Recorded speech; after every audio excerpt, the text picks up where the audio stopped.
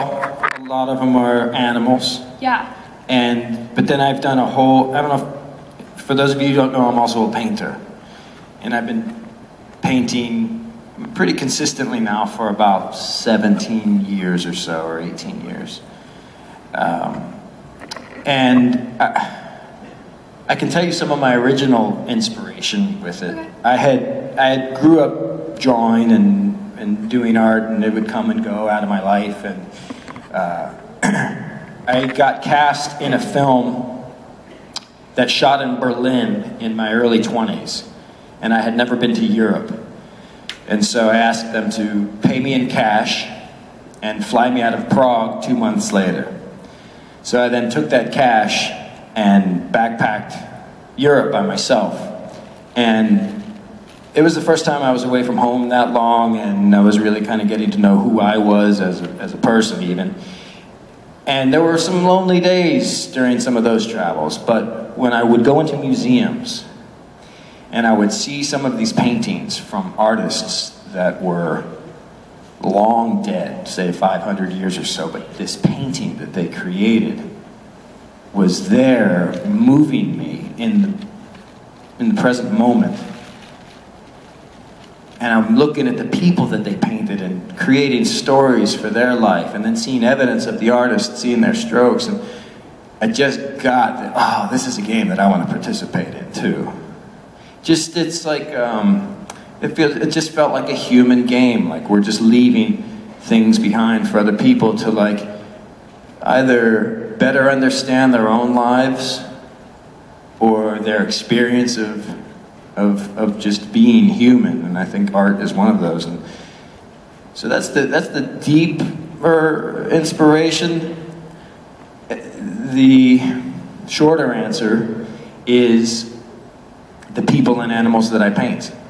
Like there's one series that I've done for about 14 years now of people with their shirt off. It's called Naked and Famous. And they're all people that I know, and they all stand live for the paintings.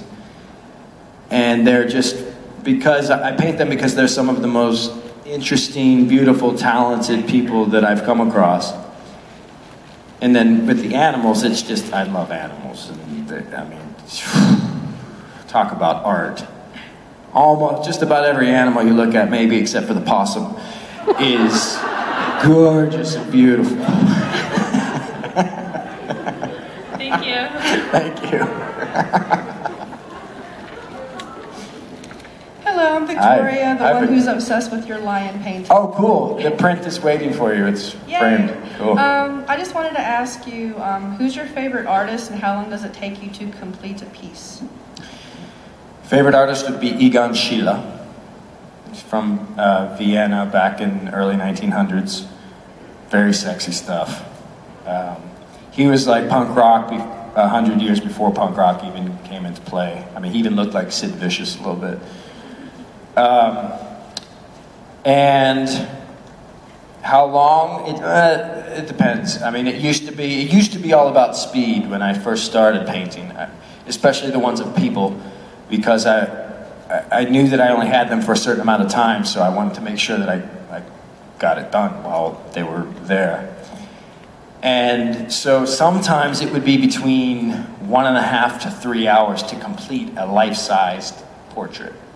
And I have a book, and if you see the earlier ones of those, you'll see the evidence of that, which is just like wild, broad brush strokes. These days it's different. I like to take my time a little bit.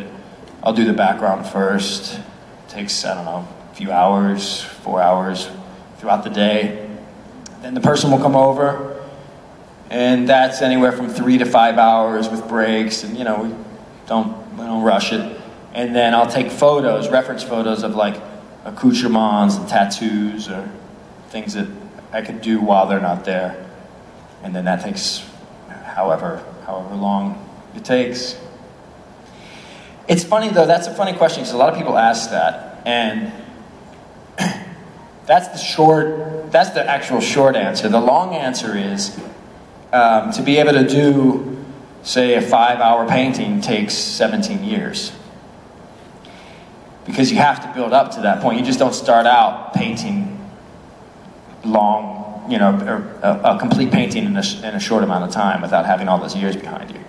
And that would even go back to acting. That's why, like, Mark Pellegrino makes it look so easy and so carefree, and so, like, he can do these broad strokes with his characters because he's been doing it for so long and is so deeply rooted in theater and in all the years prior to that. Thank you very much. Hello, welcome to the con. Thank you. So my question is if you'd seen Supernatural before you auditioned or if you're going to start watching it? I had not, but I've been catching up. And yeah, it's amazing. And someone had suggested I had a meet and greet earlier, and I'll ask it again on Twitter, but just to give you guys a heads up, I want to get everyone's favorite episodes, which ones I should watch and why. All of them. French Mistake's one of my favorites. Yeah, I loved French Mistake, thought that was hysterical. I also like the ones with Rick Springfield in them as the devil. He was great. And I loved Baby. That director, Tom Wright, he directed me in the first episode, and I hadn't seen him. He had directed me about 17 years ago in the series, the very last season, or the very last episode of Millennium, if anybody remembers that show. So that was, I was little fresh-faced Jeppy in Millennium. Yeah, thank you. Thank you. Hello, Jeffrey. Hi. My question is, we learned on the last episode that Lucifer did not give Asmodeus the ability for shape-shifting through his voice, imitate somebody. So we found out that he had the trickster caged up. Did he get that from Gabriel? That ability from Gabriel? Maybe. And I think he probably can't tell us, but I kind of want to know how he ended up catching Gabriel. I'm sorry, what was the second part? As I know you probably can't tell us, but I want to know how he ended up capturing Gabriel. How did I capture Gabriel? Not sure if I'm allowed to say. Yeah, spoilers. No spoilers. Damn, everybody's like, shut the fuck, don't you dare!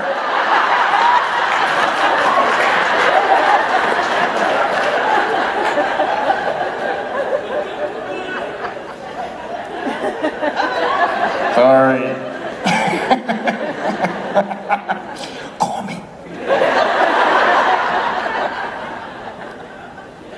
Hi. Hello. You've been in a lot of different kinds of television shows. Yeah. And a lot of different things. And I wondered who inspired you to become an actor, or who inspires you still as an artist? Cool. One of the early inspirations was Robert De Niro, because he, especially in his earlier stuff, he looked a lot like my dad. So there was, I think, growing up watching somebody that looks like your dad, and in Raging Bull acts like your dad. Sorry, Dad.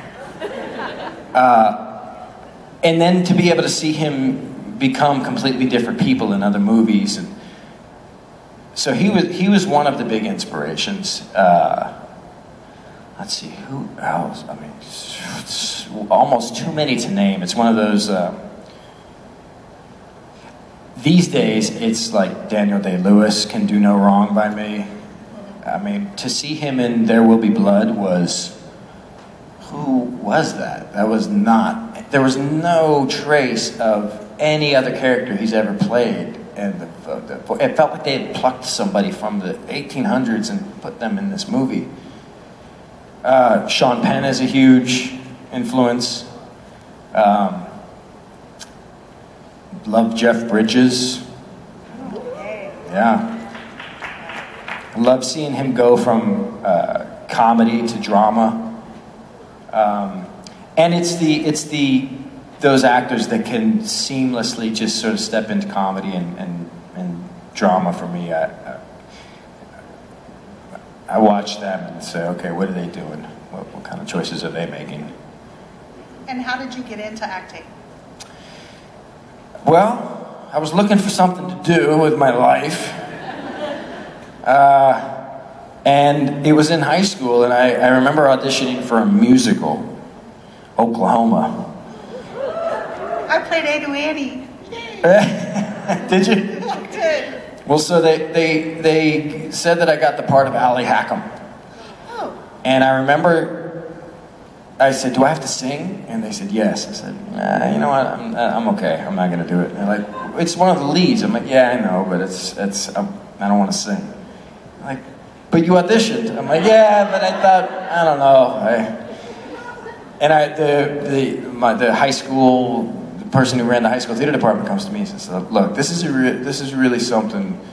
It's not really singing. He's sort of talking, and so I did it, and thank God. I remember the moment it hit me. It was after all these rehearsal processes, and I felt like it was coming naturally to me. I had a great time with the people doing it. I felt like the feedback I was getting, people were like, no, you're good, you're natural at this. I remember it was a dress rehearsal, and I'm looking at my outfit, funnily enough, much like this one. And I looked at the set, I looked at the lights, I was like, people do this for a living. I'm gonna do this. And I haven't looked back since. Awesome, thank you. Thank you. Hello. Hi. Welcome to the family. Thanks. My question is, I think one of the strengths of the show itself is that we allow characters to grow and to change and not be just a two-dimensional, evil enemy or just a two-dimensional hero. In the coming years, where would you like to see Asmodeus grow into?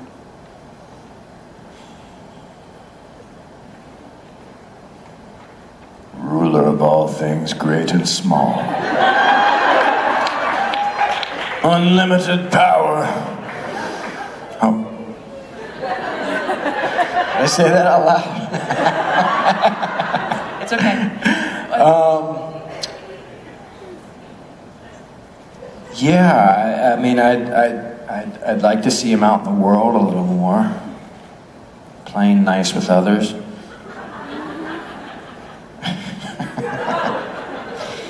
Yeah, that's probably not going to happen.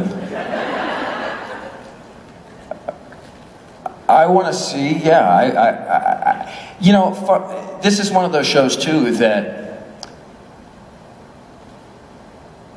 it's in such good hands with the writers that I haven't really projected too far ahead, because every time I get the dialogue and see the story, I'm like, oh, this is great. So I know wherever they're taking them is going to be good.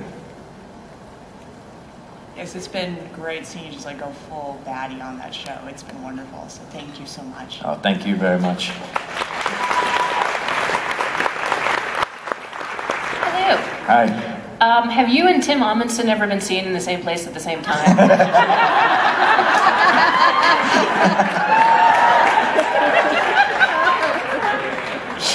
Uh-oh. She's on to me. That's it?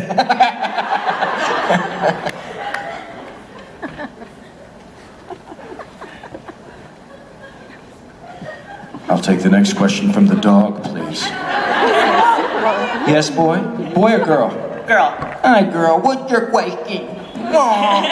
Her question is, if Gabriel were to put you into the TV land, or Asmodeus, I should say, what shows do you think you would put Asmodeus in to annoy him the most?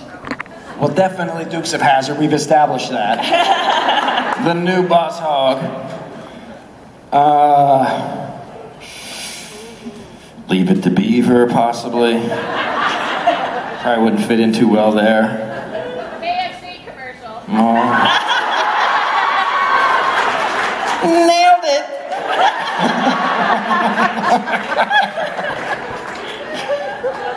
That's it. It would just be continuous KFC commercials. Like over and over and over, and over. forcing me to eat actual KFC. Can I pet your dog? Yeah, absolutely.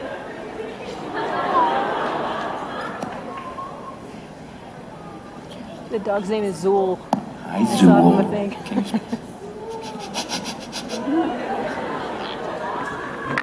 I think Vegas is trippy for me. Can you imagine a dog? Oh, wow. Thanks. All right. Oh, we have one more question? Hi. Hi. Oh, it's a cat now. Watch, stay away from me. Welcome. Thank you. You're amazing, actually. Aw, thanks. Right? Everybody, right? So, you said that you hadn't really watched Supernatural. You must have known the premise of the show, obviously. You're 13 years, you must have heard something. Yeah. Anyway, so when you got the script and you saw the episode with who was in the jail cell, the cell, did you realize how powerful that was? I mean, you probably, I don't know if you knew, but how did that feel when you found out you had Gabriel? I mean, that's unbelievable. Did you know how powerful that was? Mm-mm. And what do you think now that you do know how powerful that is? It's pretty powerful. Which one's gonna get you, Lucifer or Gabriel, or both? Well, who's going... Everybody's like... Right? I can't hear me. I know, you can't. I got a lot of bad mofos after me right now. Between a rock and a hard place. Yeah, I know. I'm pissing a lot of people off. So it could be anybody. It could be anybody. It could be that dog.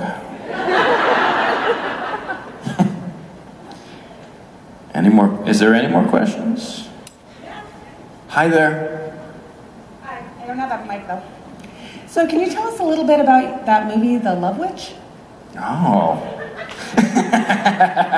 Oh, wait a minute.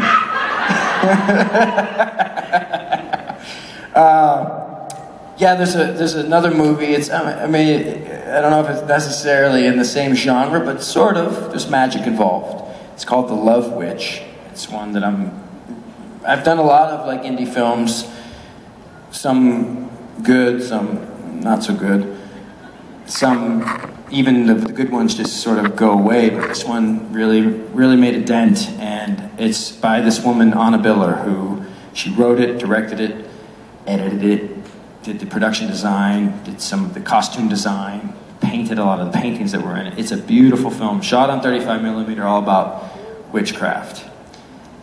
And I'm in it, and so's my butt.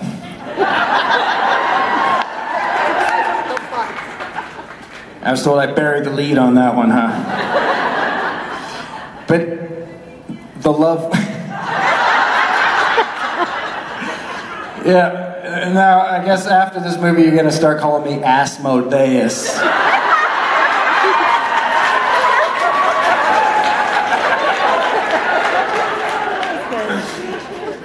It's called The Love Witch. And you can watch it, actually, if you have Amazon Prime. I think it's still free on Amazon Prime. But this movie's like at 97% on Rotten Tomatoes. You either love it or it's like, but I love it. It's very stylized. It looks like it was shot in the 60s, but it's a modern movie. It's a very singular vision by this brilliant woman who is, I think, one of the best filmmakers out there. And I think soon everybody will know her name because of this movie and what she's going to do from this. Even her last movie was incredible, but it's called The Love Witch. Well, thank you so much. Yeah, thank you. Have a great first convention. Asmodeus. Hi. Hi, I'm Leslie. So my question is when Asmodeus does finally get taken out, and we all know that's going to happen, do you want your What was that first part? when he does get finally taken out? Okay. Oh, god dang. I mean, everybody dies. So, At least once, yeah. So when he does finally go, I mean for the first time, do you want him to be taken out by the iconic Winchesters, or would you prefer him to be taken out by one of the more supernatural characters like Lucifer or Castiel? No. And I would prefer not be killed. Yeah, can I choose none? Can I choose I'm surprised Twist of Fate he gets run over by a Winchesters? bus. Man. I mean, the Winchesters are the ones who take out all the great ones, right? Yep. So, yeah, I'll choose the Winchesters, like both of them. Like, come on, boys, let's go. I took your boat down, come on. You got nothing but, oh, ow. And that's something we have in common, because I would also prefer to be taken out by the Winchesters. Damn! Both of them. Oh, at the same time? Absolutely. They're pretty tall, so that would be a sight I'm to see. 4'10". I'm up to the challenge. Like a spigot.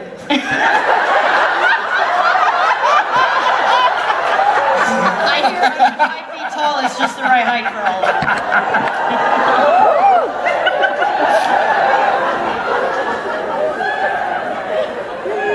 Thank you. Yeah. I'm here all weekend. Yeah. I think we have time for one more question. Hi. Hi. You are super hot, by the way. Sorry. we're all thinking it. We're all thinking it.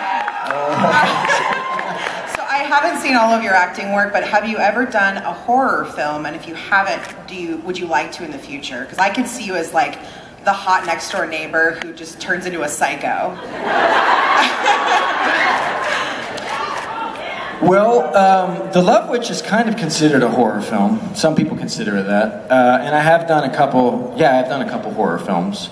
What's your favorite, then? Well, if The Love Witch is considered a horror, then I'd say that one. I don't play evil in it, though. Let's see, there was another one called Dark Real. It was odd. It was such an odd film. And another one called Death by Engagement. That was, I loved that character.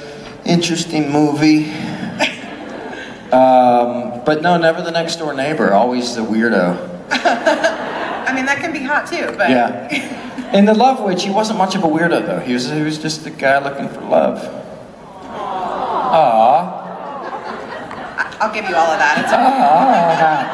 It just got awkward. Yeah, the band's here. We found out, Jeffrey and I figured out, actually Jeffrey figured out and let me know, because I'd forgotten, that years ago we were on Jericho together, and he punched me in the face. Not on screen, just banging around set. Just punched me in the face. Which means that we now have Amundsen. We have a lot of Jericho alums on the show. Jeffrey, Shoshana Stern, Timothy Amundsen, me, I count. There you go. Robbie Thompson, who used to write on Jericho, was a writer. So, a lot of alums. Jeffrey, how was your first experience with the Supernatural family? Amazing! Was it fabulous? You guys are great. You have not seen the last of this man, ladies and gentlemen, Jeffrey Vincent Parise!